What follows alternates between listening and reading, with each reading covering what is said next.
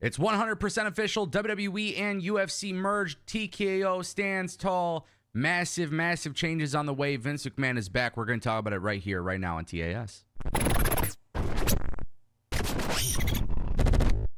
Okay, guys, welcome back to the Angle Show. I, of course, am Angle. We're going to kick things off with the TKO WWE UFC merger. I mean, this is some very significant stuff. Today, WWE at the New York Stock Exchange, they stood tall with Ari Emanuel, Dana White, many people from the UFC, Montez Ford, Bianca Belair, Triple H. They were there as well. Mark Shapiro, Kevin Dunn, Daniel Cormier. Did I say Ari Emanuel? He was there too. Him and Vince standing tall, taking a group photo. First and foremost, the presentation, the hype videos all look very good. But some very interesting news. If you guys want to know the direction of WWE under Endeavor, per the Hollywood Reporter, Endeavor expects growth in domestic and international media rights for UFC and WWE. They also plan to create more content, increase the number of live events, boost premium hospitality revenue, and bolster sponsorship licensing. So you guys know, we talked about it on the channel before. Nick Khan, he's the master negotiator within all of these deals. He's the reason why you're seeing more advertising on WWE programming. Ari Emanuel, Mark Shapiro, they plan to be a big part of WWE's plans for TV rights, which we're going to talk a little bit about in today's video. However, what you guys really need to know is that WWE's in a situation where a lot of things could go right. Especially when you are considering the powerhouse that UFC is. I'm just telling you guys right off the rip, WWE and UFC's merger could be a really good thing for WWE's business. Now, of course, this largely depends on making the right business decisions, retaining top talent, but just like any other merger that has ever happened in the history of mergers, we should expect departures. We've talked about this before. People are going to be leaving, whether it's talent or just backstage people. I mean, obviously, we'll find out. But WWE is going to have a different marketing team, right? They're probably going to have people from UFC join in, or UFC might have people from WWE. This is going to be a very weird time and a weird situation and a little bit of a rocky situation. But I think in the long term, it is going to work out very well. And that really starts with leadership. Nick Khan had a message to all of the WWE staff. I'm going to read it to you guys word for word.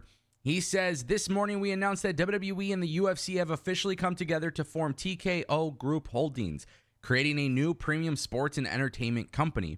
TKO will begin trading today on the New York Stock Exchange under the ticker symbol TKO. A big thank you to all of you for the hard work and commitment that helped us achieve this milestone. As we now begin this transition, we will be in touch with you with more details. In the interim, we will be communicating with each of you regarding new policies and procedures. HR will also be available to answer any and all questions you may have. We know when companies undergo change, it could feel like uncertain times. The special culture that WWE has cultivated over its long history is what has allowed us and our business to flourish, and we will be preserving that as WWE and UFC both continue to grow together as part of TKO. As always, we'll continue to focus on the work throughout the transition and make sure to communicate with all of you throughout the process. Thank you, Nick Khan." Great stuff from Nick Khan. I think it's really important that he reached out to the staff of WWE. Obviously, he is right. There is a lot of uncertain times for a lot of people. I'll keep you guys updated along the way in regards to how this all works and how it all goes down, because the reality is, guys, we don't really know at this stage how are things going to be, how things are going to go down, right away. Obviously, WWE, UFC coming together, it's a big change for both companies, but I feel like it impacts WWE a lot more. Guys, I want to talk to you a little bit about the TV deals and stuff like that, but first we got to talk about Vince McMahon, because Vince McMahon is reportedly back. Mixed reporting. You got a few people coming out. You got Dave Meltzer and Sean Ross Sapp confirming that Vince McMahon made some last-minute changes to WWE Raw. It's also been said that Triple H was involved in those changes.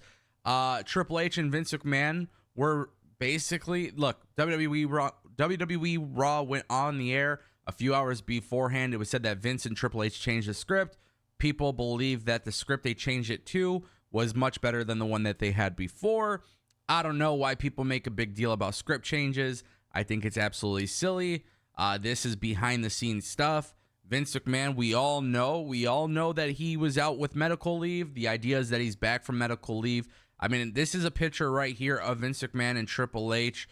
And look, I mean, it's very easy to look at Vince McMahon. He is clearly in different health status. I mean, this guy clearly looks different than he did before. And obviously that comes with age and stuff like that. But, you know, Vince McMahon is not at WWE Raw. He wasn't at WWE Raw. He's not backstage.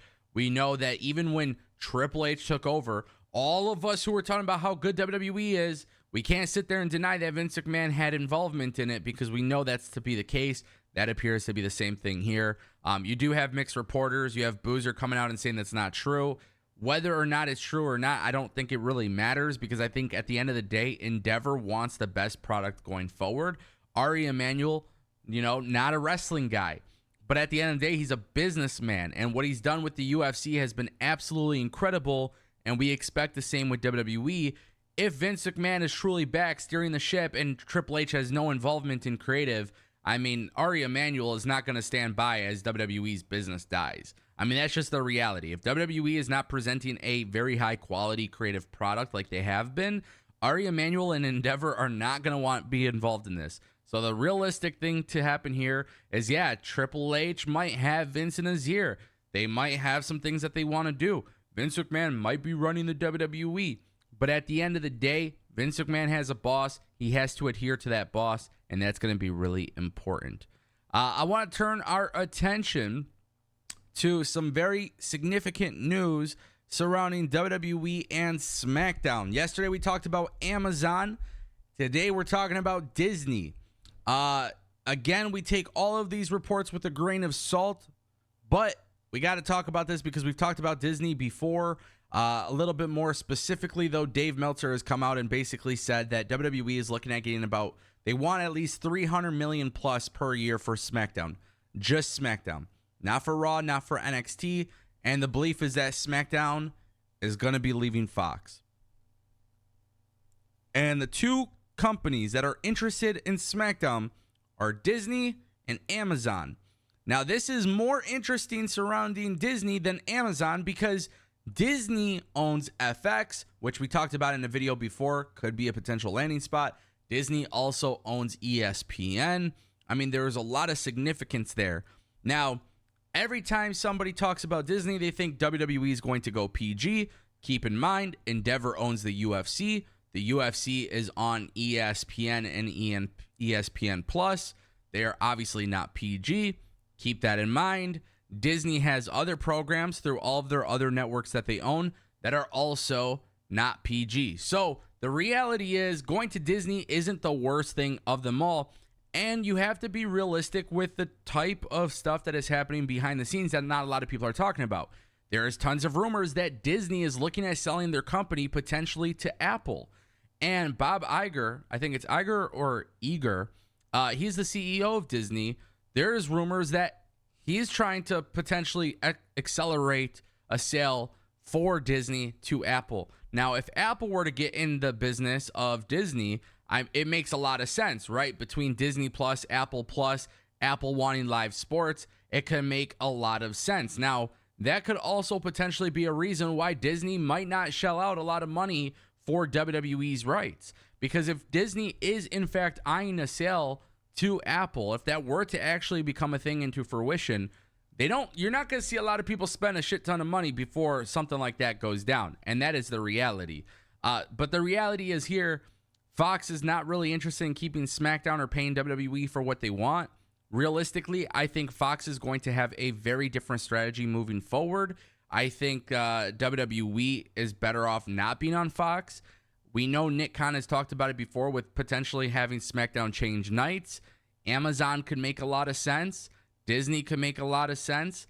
One thing I want to point out from the Amazon video that I made yesterday is some people were talking to me about ratings. Look, the idea is different. When you're on a streaming service, it's different. You're trying to get signups. You're not trying to get ratings. Because at the end of the day, when you're a streaming service, like, yeah, you might have advertising, you might have stuff like that, and that's all great and fine and dandy. But at the end of the day, you're trying to get people signed up for your service. So you do got to take that factor into consideration. I think it is very interesting looking at what's going to transpire the next few months.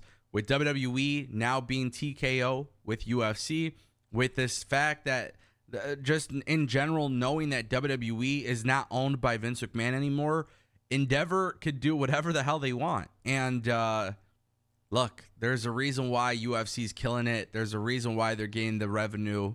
There's a reason why WWE is as well. You're bringing the two biggest companies together. A lot of people are going to want a piece of that pie. I'll keep you guys updated here on The Angle Show. For more news, rumors, all that good stuff, make sure you subscribe.